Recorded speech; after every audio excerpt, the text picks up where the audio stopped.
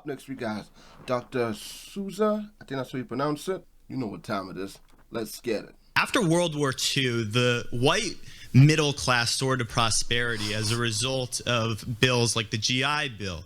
And African Americans who were coming home from war didn't get those benefits simply because they were African American. The U.S. Department of Veteran Affairs denied African Americans access to those benefits simply because of their race. And you are correct in saying that no one today dealt with that particular issue. With that being said, however, there was wealth amassed as a result of those programs that still exists today. And when I think of your example about an individual who works as a janitor and sees people dining in a beautiful cafe walking home from work, I want to ask you, do you think any of that indignation, given certain circumstances, might actually be justified simply because there have been systematic blocks in people's way throughout American history, not ending with slavery, not ending with the Jim Crow laws, not ending, some would say even today, we still have housing discrimination, all of which is to say, you found that during the Cold War era, there was a massive boom in the white middle class's prosperity, and you just didn't have that among African Americans, not because they weren't meritorious, but because they were discriminated against. So, let me ask, you know, we're in a very smart college. It's worth pursuing a discussion on these points. So there are Americans whose present benefits are due to past advantage. By the way, this past advantage, which is often assumed to continue with the white man, actually goes all the way back to the beginning. The American Indians who were here first, right, had a huge advantage. We presume that they owned the whole country.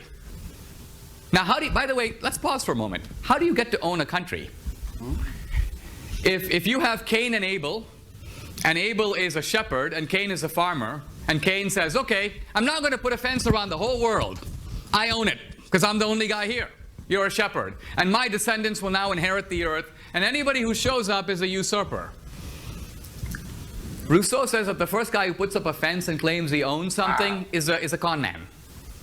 So, the American... Ooh, wow. Damn. Wow, I would take it in that perspective. Damn, he has a point. Give me you guys think about that, what he just said in the comments. That just hit me differently, the way he put that. Wow. American Indians came. They happened to be first. They came in a bunch of tribes. The Navajos who got the land took it from the Hopi or the Pueblo. Their law of the jungle was conquest. That's how they got the land. There's a big fight about the Black Hills that I cover in the film. The Sioux who got the Black Hills took it from the Cheyenne. So when we say, oh, give us the land back, are you going to turn around and give it back to the Cheyenne? Oh, no. It's... Wow. No, I see what he meant. She's saying that the American Indians, but whoever they got it from, everybody got it from somebody. That's what he's saying with the perimeter. The first one to put something up is the comment, because definitely somebody owned that before that person. So are you going to go back all the way back in history and give it to... Wow. Yo, that's crazy. Ours. Really? How come you own it forever now? So what I'm getting at here is history is very complicated. Let me give you an example of India so we can look at this at the level of theory. Oh, wow. So he's Indian. Oh, wow. Okay? India was invaded by the British, and earlier by the Afghans and the Persians and the Mongols. So you have all these successive invasions, right? Are you actually saying that you believe in a rule of social justice today that says globally, let's look at this as a global rule of justice, I'm going to figure out whose ancestors did what to whom, and I'm going to return goods that were illicitly taken from the beginning to the people who had it originally? Do you believe that that's a viable way to organize our society? Do you believe, if I can ask you a direct question, that you are the beneficiary of white privilege here at Amherst? I yes do, or no? Well, yeah, and Pause. Okay. If you are, If you are, can I ask you a further question? Oh, okay, yeah, but I don't just say it in a I don't say it in a self-flagellating and self-aggrandizing way. Hold on. Okay, go on. You know what? I really try not to. I'm simply saying that because you asked me. Really, I view the recognition of one's privilege as an impetus to change things. So I don't just say I have white privilege. I try to help those who have not benefited from such privilege. How? Hold on. Let's pursue this for a moment. You say, this is actually very important because there's a psychology here, right? Well, you see, I'm going to answer your question, but I'm really not trying to attack you. I'm not trying to be provocative. I just find that often, I think the essence of much of this discourse surrounds hypocrisy, and you're trying to demonstrate that I'm a hypocrite. I say I benefit from white privilege, yet I don't actually do anything. But I'm gonna backpedal and say that ultimately I think what the greatest vice is cruelty, and I don't want to be hypocritical. So to answer your question, I'll start in high school. I mean, do people want to hear this, or do we? Educated. Let them know. She trying to more. Go ahead, educate the professor right here. You know what I'm saying? Hey. Let's keep it going. Look, let me say where I'm going with this, because I think you're... all right, well, too bad. all of which is to say, it's not like I picked anyone out to help based on the color of their skin, but I was a tutor for people who tended to be low income when I was in high school.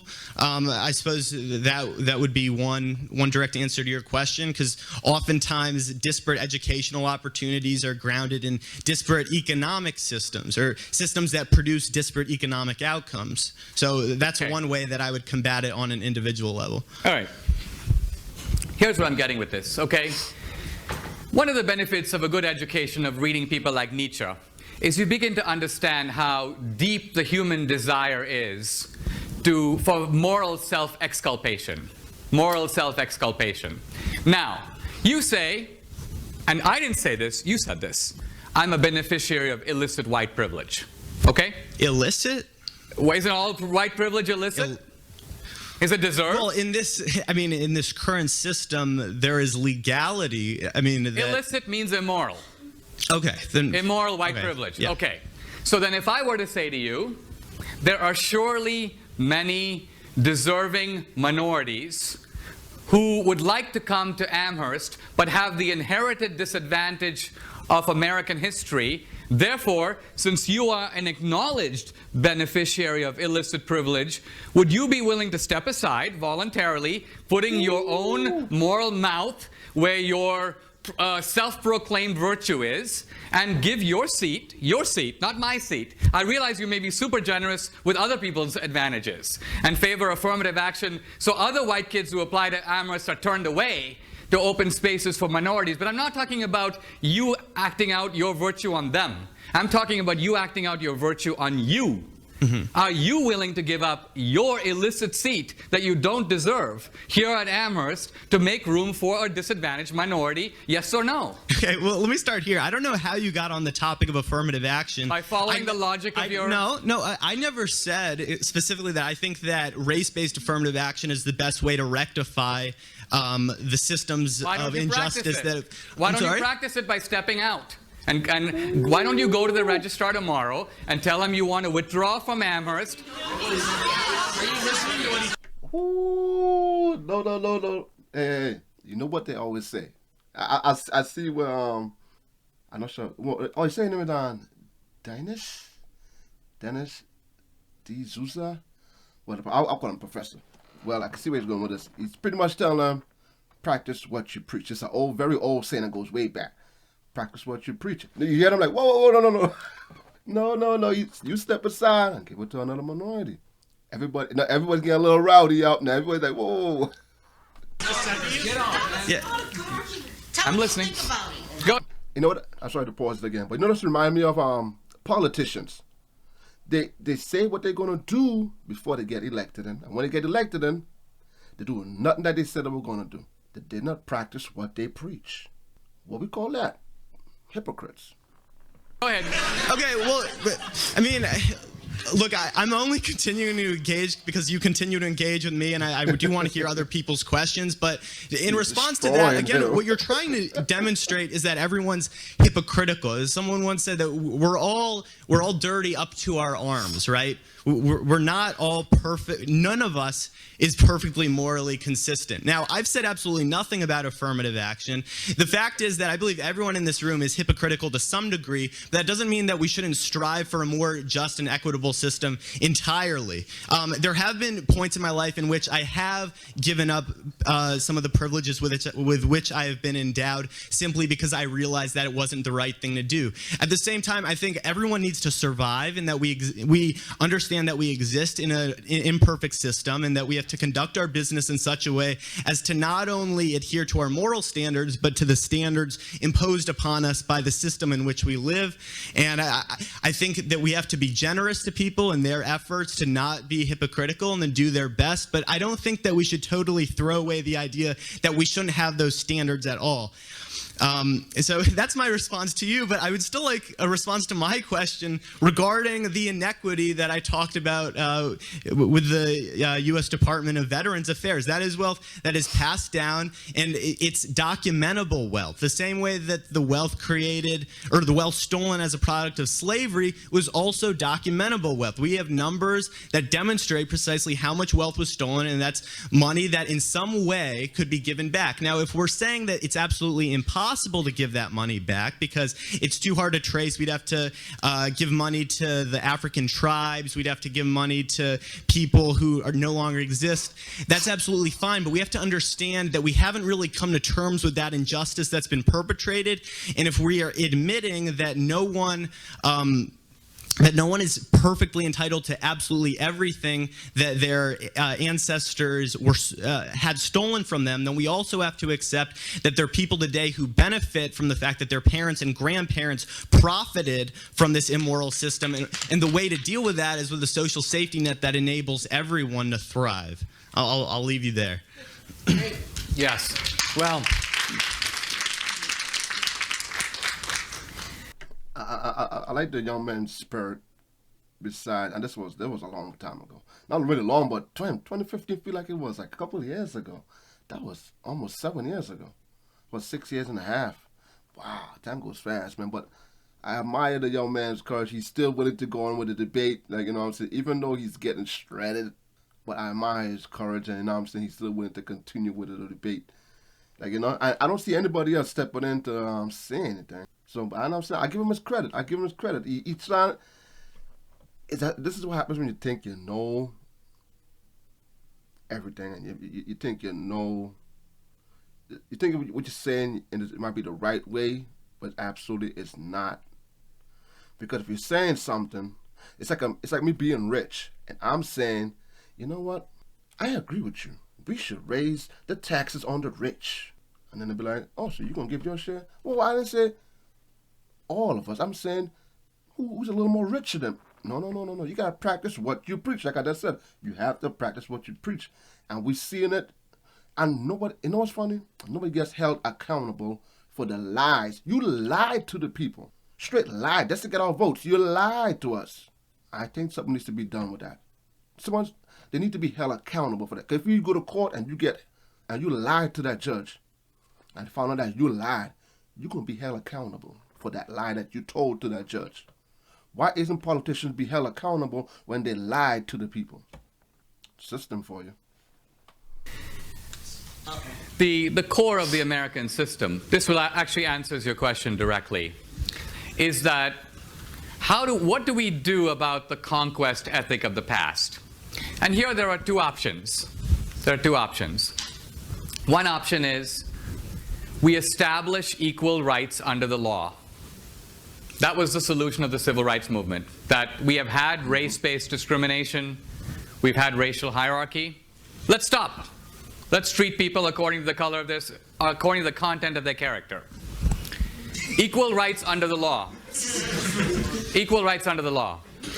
The other option, which you're defending, is you could essentially call it, let's correct for history. Let's correct for history. Let's try to find out who are the people in possession of stolen goods, and let's return it. Now, the first thing I'm trying to say is this is a hugely controversial principle because it actually involves wrecking the freedom of a free society. You basically have to put it frankly, if we were to carry that out, go into people's homes and take their stuff. Take their furniture, take their cars. You don't seem to have even the guts to do that.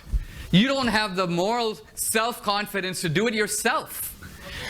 It may be, if I am advocating a rule of social justice and I'm advocating it for the whole society, before I persuade everybody else, let's say I'm a Christian and I believe everybody should give 10% of their wealth to help the poor.